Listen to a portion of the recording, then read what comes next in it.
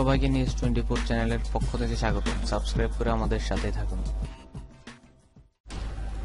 চীনা বিমান বাহিনীর সামরিক অনুশীলনকে সহজভাবে মেনে নেয়ার জন্য টোকিওকে আহ্বান জানালো বেইজিং। জাপানের 2 দ্বীপের ওপর দিয়ে চীনা বোমারু বিমান CNH-6 সহ যুদ্ধবিমান বহরের উড়ে যাওয়ার ঘটনাকে নিয়মিত অনুশীলনের অংশ হিসেবে দাবি করে এই আহ্বান জানালো চীন। বেইজিং বলেছে, এই ধরনের অনুশীলনে টোকিওর অভ্যস্ত হয়ে ওঠা উচিত। এর আগে জাপান এই ঘটনাকে অস্বাভাবিক হিসেবে দায়ী করে যে বিবৃতি দিয়েছিল, তারই জবাবে এই কথা স্পষ্ট জানিয়েছে চীন। জাপানি দ্বীপ মাইকা ও ওকিনাওয়ার মধ্যবর্তী প্রণালীর আকাশসীমা দিয়ে চলাচল করছে CNH-6 বোমারু বিমান সহ চীনা যুদ্ধবিমান বহর।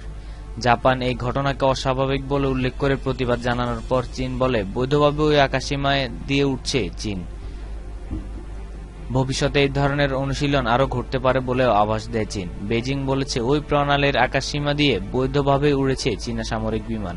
প্রয়োজনে ভবিষ্যতে খোলা সাগরে ওরকম আরও অনুশীলন হতে পারে বলে চীনের প্রতিরক্ষা মন্ত্রণালয়ের মুখপাত্র জানান।